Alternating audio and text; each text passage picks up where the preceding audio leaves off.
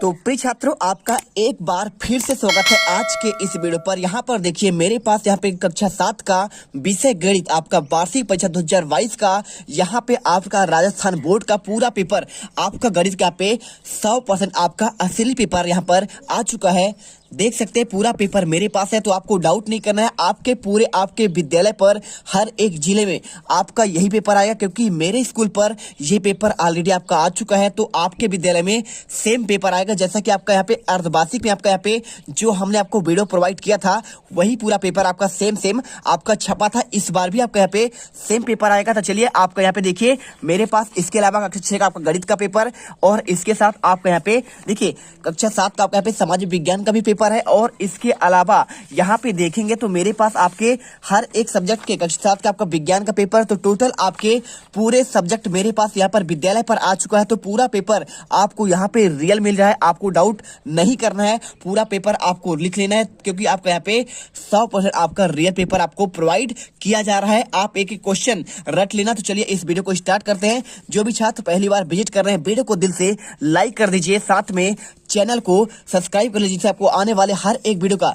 सबसे पहले आपको नोटिफिकेशन आपको मिलती रहे। तो चलिए इस वीडियो को शुरुआत करते हैं। देखिए आपका जो पेपर है इसमें आपके टोटल 48 क्वेश्चन, ठीक है। अगर पढ़ना चाहे देखिए सभी प्रश्न करना अनिवार्य है। प्रश्न संख्या 1 से लेकर 35 तक प्रत्येक प्रश्न आपके 1 अंक के हैं, और 36 से 45 तक आपके यहाँ पे 2 अंक के हैं, और 46 से लेकर 48 तक के क्वेश्चन आपके यहाँ पे 5 अंक वाले हैं, ठीक है। और देखिए विद्यार्थी समस्त प्रश्नों के उत्तर इसी पुस्तिका में लिखेंगे, उन्हें अलग से उत्तर पुस्तिका उपलब्ध नहीं करवाई जाएगी, ठीक है। चलिए ऑप्शन आपको यहाँ पे आंसर आपको यहाँ पे लिखना पड़ेगा। देखिए पहला सही विकल्प का चयन कीजिए। प्रश्न 1 से आपका 10 तक देखिए यहाँ पे लिखा है -10 और -8 का आपका हल क्या होगा। तो देखिए जब आपका यहाँ पे माइनस लिखा है ना, तो आपका माइनस आपका ये भी है और माइनस आपका ये भी है, तो आप जब दोनों को जोड़ेंगे तो आपको सिंपल तरीके से आंसर आपको यहाँ पे माइनस देखिए आपके पास यहाँ पे 10 रुपए आपका उधार है, और इसके बाद आपका और यहाँ पे आपका माइनस मतलब क्या होता है, उधार, ठीक है। तो 8 रुपए आपका और उधार हो चुका है। तो आप इसे लगाएंगे तो देखिए टोटल आपके 10 8 18 हो जाएगा।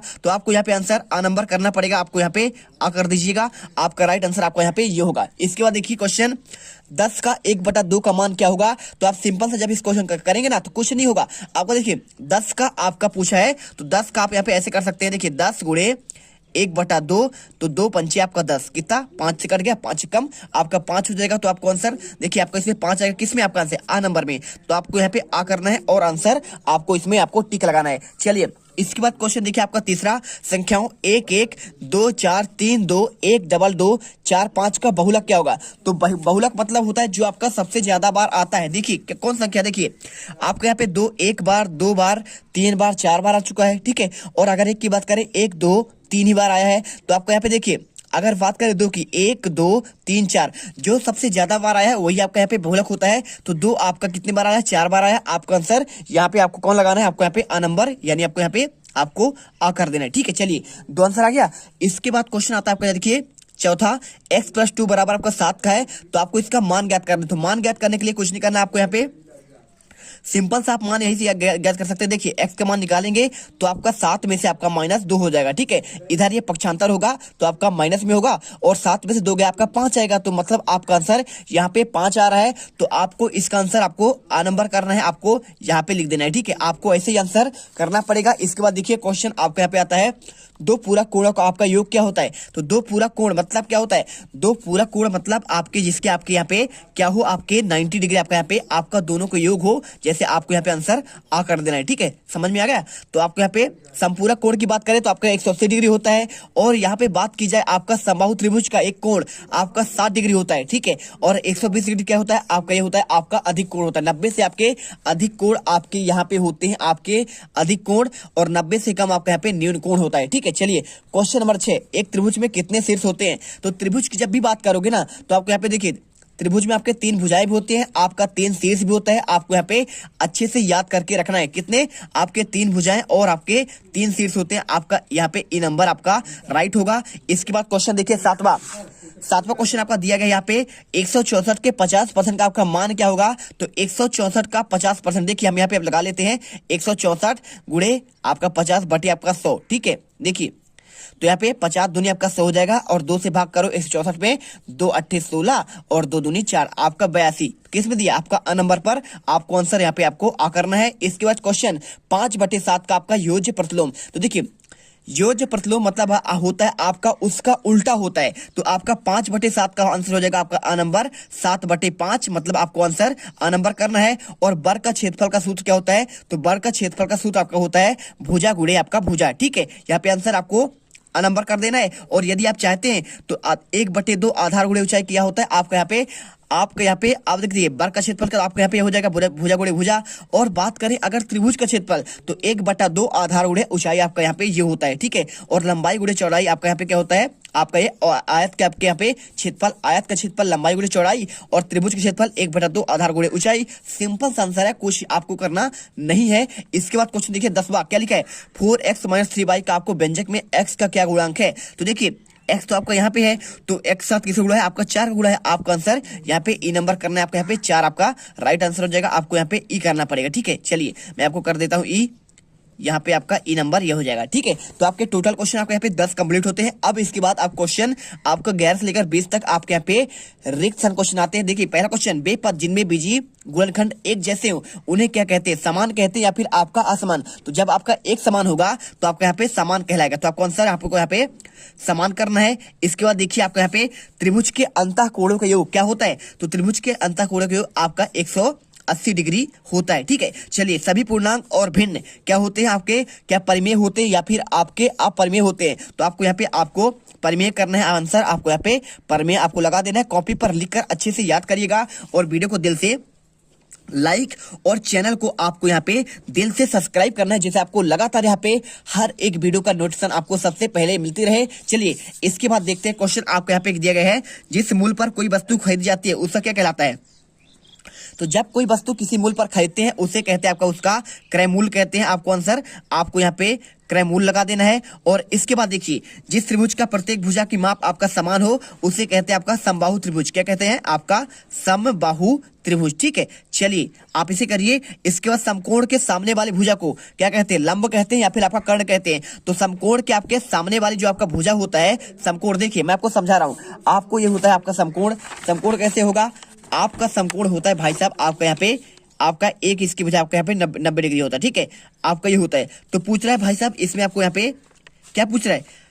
आपको यहाँ पे पूछा है कि आपका समकोण के सामने वाली भुजा, देखिए समकोण के आपके सामने वाली भुजा आपका यहाँ पे कर्ण होता है। क्या होता है? आपका कर्ण होता है। देखिए आपको इसमें कर्ण लिखा है, बिल्कुल आपका यहाँ पे आपका कर्ण मिल जाएगा। आपको आंसर आपको इसमें कर्ण लगा देना है। इसके बाद देखिए जिन रेखाओं को आगे बढ़ाने पर आपस में मिलता नहीं है, जिन रेखाओं को आपस में आगे बढ़ाओगे और मिलता नहीं है उसे कहते हैं आपका समांतर रेखाएं, ठीक है। समांतर आपको यहाँ पे आंसर करना है। आप यदि नहीं समझ पा रहे हैं तो आपको हम समझा देते हैं। देखिए समांतर होते हैं आपका यहाँ पे देखिए ए बी आपका एक ये आपका रेखा है और इसी के समांतर आपका एक सीधी रेखा चल रही है। तो ये रेखाएं आपस में कभी नहीं मिलेंगी, ठीक है। इसे ही कहते हैं समांतर। और अगर मिल गई तो उसे कह देंगे प्रतिच्छेदी रेखा। आपको सिंपल सा, लेकिन आप कहीं पे मिल नहीं रही है, आपको आंसर समांतर करना है। क्वेश्चन 18वां, एक समीकरण में दोनों पक्षों में व्यंजकों आपका मान क्या होना चाहिए? समान या फिर आपका असमान? तो देखिए आप जब ऐसे आंसर लगाएंगे तो आपको बहुत सिंपल सा आपको आंसर समझ कर लगाना पड़ेगा, क्योंकि क्वेश्चन आपको यहाँ पे पूरे आपके समझने के ऊपर होते हैं। तो आपको आंसर यहाँ पे आपको समान करना पड़ेगा। क्या करना पड़ेगा? आपको समान करना है। और इसके बाद देखिए आपको यहाँ पे आंसर क्या लिखा है? 2/3 आपका x बराबर 10/30। तो आपका देखिए किससे गुणा करेंगे? आपका 10 और 30 आएगा। तो ये क्वेश्चन आपका सिंपल है, 5/10। किससे? 5/10 आपको 10 करना पड़ेगा। देखिए 5 दूनी आपका 10 और 10 यही आपका 30 हो जाएगा। सिंपल एक गुणा है। क्या है आपका? गुणा। तो 5 दूनी 10 और 10 यही आपका 30। और इसके बाद देखिए यहाँ पे पूछा गया है आपको, क्या पूछा गया है देख सकते हैं। आपको यहाँ पे आपका 5/10 आपका आंसर ये आपका ये पहला वाला हो जाएगा। इसके बाद देखिए आपका यहाँ पे नेक्स्ट क्वेश्चन आएगा आपको यहाँ पे 20वां क्वेश्चन। तो 20वां क्वेश्चन आपका यहाँ पे आता है। देखिए क्वेश्चन क्या दिखा गया आपको यहाँ पे 20वां, -61 प्लस आपको यहाँ पे आपका -61 क्या होगा? क्या आप 1 जोड़ेंगे तब होगा या फिर आप 0 जोड़ेंगे? देखिए -61 आपका यहाँ पे आपका आंसर भी आ रहा है -61। तो आपको आंसर आपको यहाँ पे 0 करना पड़ेगा। इसके बाद देखिए क्वेश्चन क्या है देखिए यहाँ पे आपको निम्न कथनों के आगे आपको सत्य और असत्य अंकित करना है। 21 से लेकर आपके 30 तक क्वेश्चन। जो आपका सत्य होगा उसके सामने आपको सत्य लिखना है और जो आपको यहाँ पे असत्य होगा उसके सामने आपको असत्य लिखना है। तो देखिए a माइनस आपका b, क्या आपका a प्लस b होगा? तो बिल्कुल देखिए माइनस माइनस आपका यहाँ पे प्लस होता है, आपको यहाँ पे सत्य कर देना है। इसके बाद देखिए आपको नीले पेन का यूज करना है, याद रखिएगा।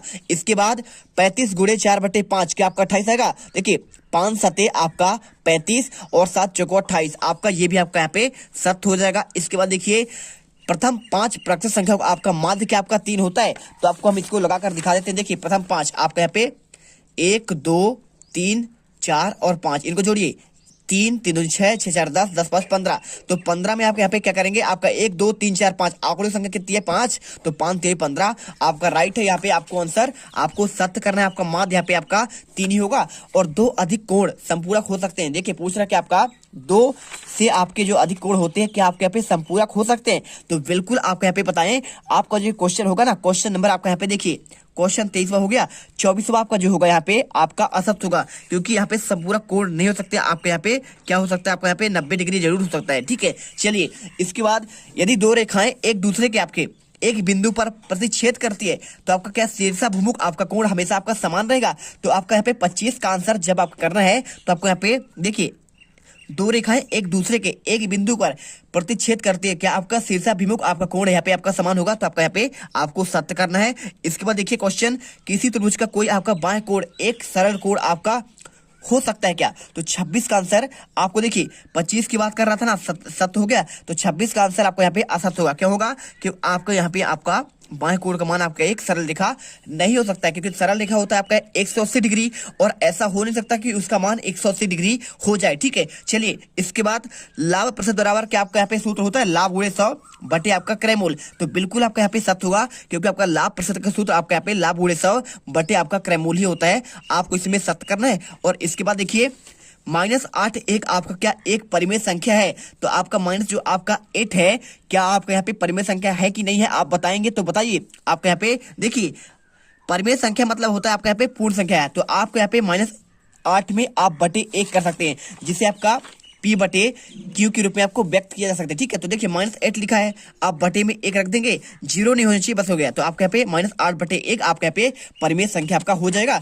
इसके बाद देखिए एक वृत्ताकार क्षेत्र के चारों ओर की आपको दूरी उसकी क्या आपकी परिधि होती है? तो आपको बताना है, ये पूछ रहे थे कि आपका ये वृत्त है ना, तो आपको इसके बाहर आपका जो है आपका ये आपका रेखा है, क्या आपका इसकी परिधि होती है? तो आपका ये भी आपका क्या हो जाएगा? आपका सत्य होगा, क्योंकि आपका इसका परिधि होता है। और इसके बाद देखिए आपका गलत दिया गया है आपको यहाँ पे -x - 4 बराबर आपका क्या आपका 5 होगा? तो नहीं होगा। देखिए -4x और 5x आपका होगा -5x। आपको इसमें आपको असत्य करना है, ठीक है, क्योंकि आपका माइनस लगा है तो आपको माइनस में आपको मान रखना पड़ेगा। और इसके बाद क्वेश्चन आपका 21 से लेकर आपको 30 तक का आंसर आपको यहाँ पे दिया गया है, सत्य सत्य वाले क्वेश्चन। तो आपका इनका एक बार स्क्रीनशॉट कर लीजिए। और इसके बाद चलिए आपको क्वेश्चन 31 से लेकर आपके क्वेश्चन आपको कंटिन्यू करते हैं। देखिए आपको 31 आयत का क्षेत्रफल क्या होता है? तो आयत का क्षेत्रफल होता है आपका यहाँ पे देखिए लंबाई गुणे आपका चौड़ाई। क्या होता है आपका यहाँ पे?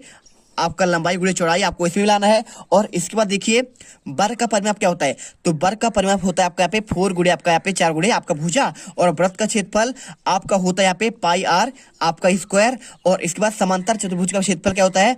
आपका होता है आधार गुणे ऊंचाई। और वृत्त की परिधि होती है आपका यहाँ पे 2πr, ठीक है। चलिए आंसर कर लीजिए, स्क्रीनशॉट कर लीजिए। और इसके बाद क्वेश्चन आपका आता है यहाँ पे देखिए क्वेश्चन आपका 36 नंबर का। तो 36 नंबर क्वेश्चन करने के लिए आपको यहाँ पे सिंपल तरीके से देखिए आपको यहाँ पे समझाता हूं मैं। -12xy में आपको 6xy आपको घटाना है। देखिए -12xy लिखिए और आपको उसमें माइनस कर देना है 6xy, ठीक है। आपको यहाँ पे आ जाएगा देखिए 12 6 आपका 18। आपको सिंपल तरीके से आपको यहाँ पे आपको माइनस करके आपको घटाना था, ठीक है। तो आप यहाँ पे घटाएंगे तो आपको यहाँ पे 18xy आएगा, लेकिन आपको यहाँ पे माइनस लिखा है तो माइनस आपको यहाँ भी आपको लगा देना है। इसके बाद क्वेश्चन आता है आपको यहाँ पे 37 नंबर का। देखिए 37 नंबर क्वेश्चन आपको दिया गया है माइनस क्या लिखा है 5/4 में आपको यहाँ पे -11/4 को आपको योग करना है। तो 5/4 और यहाँ पे आपको देखिए आपको प्लस करेंगे ना, तो आपको यहाँ पे माइनस आपका लगा हुआ है, तो माइनस प्लस माइनस आपको यहाँ पे माइनस हो जाएगा। तो 11/4 करिए। देखिए इसके बाद आपको समझ कर करना है। देखिए 5 और इसके बाद जब आपके यहाँ पे आपका आधार समान हो, आपका अंश जो आपका हर होता है, ठीक है, आपका ये अंश होता है और ये आपका यहाँ पे हर होता है। तो हर समान हो तो आपका यहाँ पे एलसीएम आपका यहाँ पे जो आपका समान हो आपका वही होता है। तो 5 में से आपका माइनस आपका 11 होगा तो माइनस आपका 6 हो जाएगा, -6 में आपका बटा 4 होगा। तो देखिए 2 से काट जाएगा, 2 3 6 और यहाँ पे 2 दूनी 4 माइनस आपका 3/2 आपका आंसर निकल कर आ जाएगा। क्या आएगा? -3/2 आपका यहाँ पे आंसर आएगा। और इस पर देखिए क्वेश्चन आपका यहाँ पे 39 नंबर का, देखिए क्वेश्चन क्या लिखा गया है आपका यहाँ पे, निम्न आकृति में आपको x का मान आपको ज्ञात करना है। तो कुछ नहीं करना है आपको, सिंपल तरीके से आपको यहाँ पे आंसर करना पड़ेगा।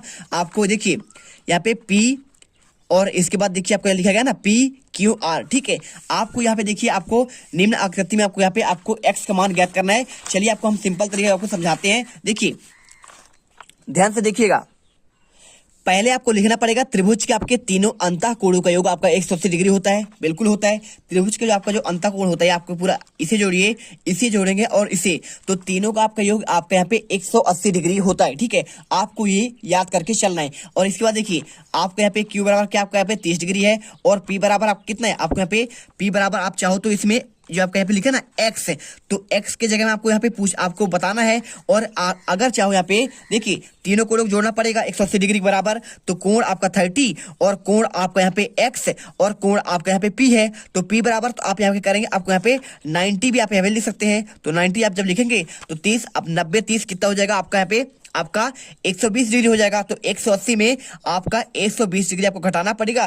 तो x समान आपका निकल कर आ जाएगा 180/180 माइनस आपका 20 आपका 60 डिग्री आपका यहाँ पे आंसर आ जाएगा, ठीक है। चलिए समझ में आया। चलिए इसके बाद आपका 40 नंबर क्वेश्चन देखिए आपको यहाँ पे लिखा गया है, निम्नलिखित कोण का आपको पूरा कोण ज्ञात करना है। देखिए तो आपके यहाँ पे 47 है, तो इसका पूरा कोण क्या होना चाहिए आपको बताना है। तो बहुत सिंपल है, देखिए आपका जो पूरा कोण होता है टोटल आपको 2 पूरा कोण आपका योग इसका आपका 90 डिग्री होता है। तो सिंपल तरीके से आपको 57 का पूरा कोण आपको 90 में से 57 आपको माइनस कर देंगे तो आपको आ जाएगा 33 डिग्री आपका यहाँ पे सही आंसर हो जाएगा।